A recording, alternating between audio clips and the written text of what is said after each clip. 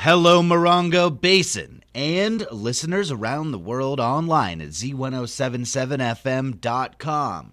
Here is the Z107.7 local news for Friday, July 17th, 2026.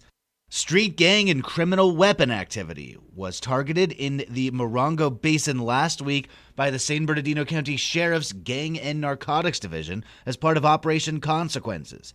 Between July 6th and July 12th, the Sheriff's Department served 15 search warrants related to gang members and convicted felons throughout San Bernardino County. One of those warrants was served in the Morongo Basin. A representative of the Sheriff's Department said that more specific information about arrests made as part of Operation Consequences could not be shared due to possible connections to gangs, narcotics, and future investigations. Over the 1 week period last week, investigators contacted gang members and people prohibited from possessing firearms due to criminal convictions. During their investigations, 29 firearms were seized, which included 7 ghost guns. Investigators made 11 total felony arrests during the operational period last week. The Sheriff's Department is asking for the public's help regarding an investigation into a suspected dog poisoning. A press release issued yesterday by the Sheriff's Department says that detectives responded to a home in Yucca Valley after receiving a report about a dog becoming ill. The report said that the dog became ill after eating a chicken bone laced with antifreeze. The dog required emergency veterinary treatment after ingesting the suspected poison and died as a result. Detectives said they are aware of other unverified reports of dogs being poisoned in Yucca Valley. However, the Sheriff's Department has not been made directly aware of any additional incidents and is asking anyone with information to contact the Morongo Basin Station. Anyone who has witnessed suspicious activity in the area, has home surveillance footage, or is aware of similar incidents that may not have been reported is urged to contact the San Bernardino County Sheriff's Department Morongo Basin Station at 760-366-4175. Those wishing to remain anonymous can call 1-800-78-CRIME or visit WeTip.com. Improvements have come to the 29 Palms Airport.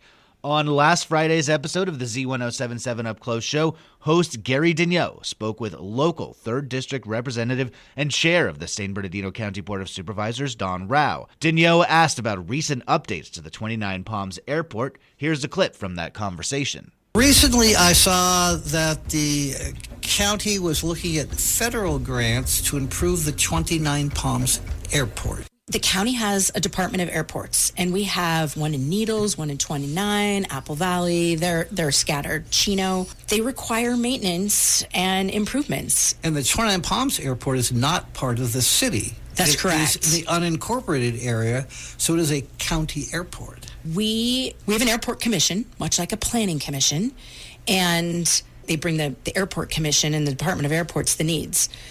But they're underfunded. And so how do we get money? We can apply for federal grants. One of the things, we just did a whole bunch of improvements in 29 at the airport. Jim Bagley in particular brought to our attention that the security cameras were not reliable. They weren't working. The cracks and seals out there had grown to a point where they were dangerous. So that's all been fixed. We now have Wi-Fi in the pilot's lounge. Ooh, yes. Fancy. But 29 Palms Airport is one of the few that you can fuel. So there's fuel available for purchase, where that's not the case in Yucca. And the lights as you approach the runway, they're called tetrahedron lights, which, by the way, fun fact, those weren't working. And so, on approach, so all of those have been replaced. There was a little bit of a sewer issue in the pilot's lounge. All of that's been remediated. You can hear their full conversation by listening to the Z107.7 Up Close show as a podcast at our website, Z107.7fm.com, or wherever you get your podcasts. At their Pack the Bus event last weekend, Basin Transit collected a huge amount of school supplies to be distributed to needy families in the Morongo Basin. The Pack the Bus event was held on Saturday at the Walmart parking lot in Yucca Valley. Community members filled a Basin Transit bus with donated school supplies. Basin Transit said they collected 500 boxes of crayons, 500 spiral notebooks, and countless other supplies such as pencil sharpeners, erasers, pens, scissors, glue, 3-ring notebooks, loose leaf paper, and more. A total of 77 backpacks were donated at Saturday's event, and another 48 backpacks were purchased from cash donations for a total of 125 backpacks set to be donated. The school supplies will be distributed to local youngsters at an event on July 28th at the Boys and Girls Club of the High Desert. Stay tuned for details. You may not be aware that our California State Library has a website for nonprofits, businesses, and individuals seeking grants. Online news editor Robert Hayden joins us with that information.